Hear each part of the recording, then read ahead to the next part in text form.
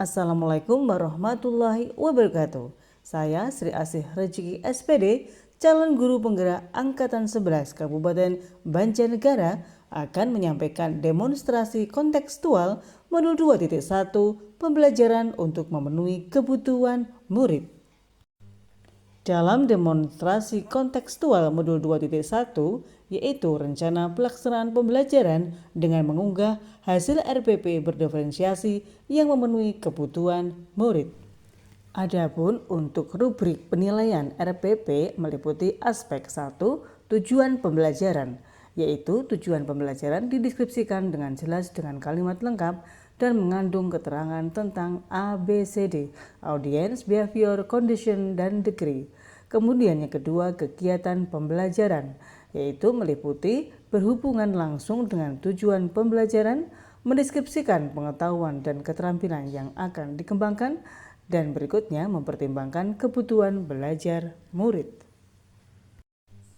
Yang ketiga adalah penilaian pembelajaran, yaitu mendeskripsikan strategi dan alat penilaian yang akan digunakan lengkap dengan instrumennya. Kemudian penilaian yang dilakukan mencakup penilaian pengetahuan, keterampilan, dan sikap. Kemudian untuk yang keempat adalah ketepatan waktu pengumpulan tugas, yaitu dikumpulkan sebelum due date. Rencana pelaksanaan pembelajaran kami susun dalam komponen-komponen sebagai berikut. A. Identifikasi atau identitas. Nama guru Sri Asih Rezeki SPD, NIP 197408072008012008. Instansi SMP Negeri 2 Pejawaran. Mata pelajaran Ilmu Pengetahuan Sosial kelas 7 semester 1. Tema letak dan luas wilayah Indonesia. Alokasi waktu 3 kali 40 menit. B. Tujuan pembelajaran. 1. Peserta didik dapat menjelaskan letak wilayah Indonesia sekurang-kurangnya ditinjau dari 3 aspek, yaitu astronomis, geologis, dan geografis. 2. Peserta didik dapat menganalisis pengaruh letak wilayah Indonesia terhadap hasil bumi Nusantara dengan benar. Adapun C.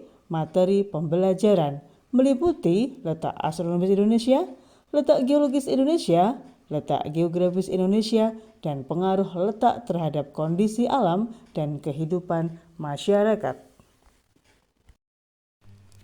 Sampailah pada komponen yang kedua, yaitu metode pembelajaran.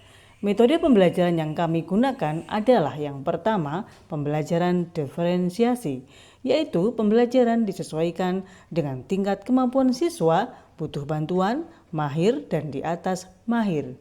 Yang kedua, pembelajaran berbasis proyek, yaitu siswa mengerjakan proyek sesuai dengan minat dan gaya belajarnya. Yang ketiga, diskusi kelompok, yaitu siswa berdiskusi dalam kelompok heterogen untuk saling berbagi pengetahuan. Yang keempat, presentasi, yaitu siswa mempresentasikan hasil proyek dan diskusi. Sekarang marilah kita bahas langkah-langkah pembelajaran. Langkah-langkah pembelajaran. 1. Pendahuluan.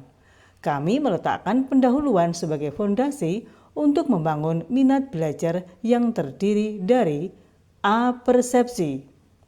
Guru mengajukan pertanyaan pemantik terkait pengetahuan siswa tentang Indonesia. Misalnya, apa yang kalian ketahui tentang negara Indonesia? Kemudian, motivasi. Guru menyampaikan tujuan pembelajaran dan manfaat mempelajari materi ini. Kemudian, menyampaikan hasil asesmen awal. Guru memberikan gambaran umum hasil asesmen awal, menekankan bahwa setiap siswa memiliki kemampuan yang berbeda dan akan diberikan pembelajaran yang sesuai. 2. Kegiatan inti. Dalam proses pembelajaran, langkah-langkah kegiatan inti kami dasarkan pada asesmen awal. Di sini, setelah saya melakukan asesmen awal, saya dapat memetakan murid sebagai berikut. 1. Siswa yang butuh bantuan. Di sini, guru memberikan penjelasan secara detail menggunakan contoh yang sederhana dan menyediakan banyak latihan. 2. Siswa mahir. Di sini, guru memberikan tugas yang lebih kompleks seperti menganalisis data atau membuat peta konsep. 3. Siswa di atas mahir. Di sini, guru memberikan tugas proyek yang menantang, misalnya membuat presentasi tentang pengaruh letak Indonesia terhadap hasil bumi Nusantara. Oleh karena itu, saya melakukan diferensiasi konten untuk memfasilitasi siswa sesuai kebutuhannya. Berdasarkan tes non-kognitif awal, saya juga mendapati gaya belajar. 1. Visual, 2. Auditori, 3. Kinestetik. Oleh karena itu, saya melakukan diferensiasi produk berdasarkan gaya belajar. Kegiatan ini saya fasilitasi dengan pembelajaran berbasis proyek, yaitu 1. Visual. Guru menugaskan murid membuat peta tematik infografis atau presentasi slide. 2. Auditori. Guru menugaskan siswa membuat podcast video penjelasan atau simulasi audio. 3. Kinestetik. Guru menugaskan siswa membuat model 3 dimensi, peta relief atau peragaan. Berikutnya, diskusi kelompok. Siswa berdiskusi dalam kelompok heterogen untuk saling berbagi pengetahuan dan menyelesaikan tugas proyek. 3. Penutup. Kegiatan penutup dalam pembelajaran ini meliputi 1. Kesimpulan. Guru bersama siswa menyimpulkan materi yang telah dipelajari. 2. Refleksi. Siswa diminta untuk merefleksikan pembelajaran yang telah dilakukan. 3. Asesmen sumatif. Guru memberikan asesmen sumatif yang disesuaikan dengan gaya belajar dan kemampuan siswa. Misalnya, 1. Visual, tes pilihan ganda dengan gambar soal menjodohkan atau analisis peta. 2. Auditori, yaitu tes lisan, presentasi atau membuat ringkasan materi. Dan yang ketiga, kinestetik, yaitu praktikum, membuat model atau simulasi. Sekarang marilah kita bahas tentang strategi dan alat penilaian. Penilaian yang saya lakukan diselaraskan dengan tujuan pembelajaran. Di samping itu, disesuaikan dengan gaya belajar. Penilaian tersebut mencakup keterampilan, pengetahuan, dan sikap, yaitu sebagai berikut. 1. Penilaian pengetahuan diperoleh dari penilaian sumatif yang berasal dari hasil proyek dan atau hasil tas sumatif. 2. Penilaian keterampilan mencakup penilaian sumatif yang berkaitan dengan keterampilan dalam membuat relief letak geografis Indonesia dan keterampilan dalam presentasi. 3. Penilaian proses.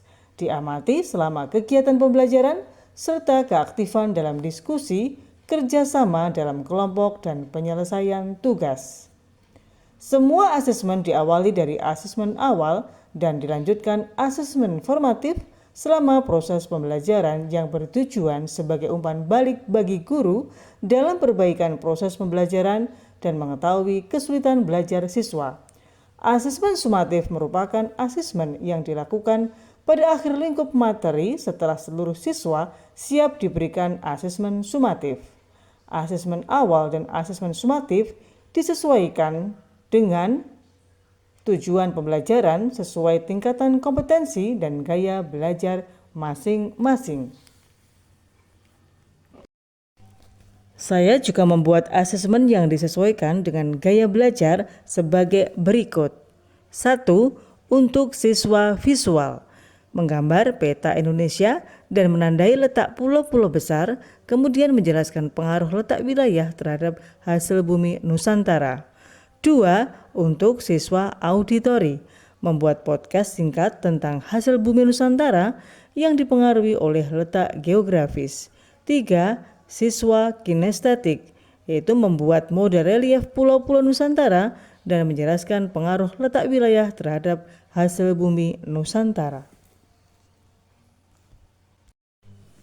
Berdasarkan uraian di atas, maka alat penilaian yang saya kembangkan berupa 1. Tes tertulis, 2. Lembar observasi, dan yang ketiga, unjuk kerja. Demikian yang dapat saya sampaikan. Terima kasih. Sampai bertemu di kesempatan selanjutnya. Wassalamualaikum warahmatullahi wabarakatuh.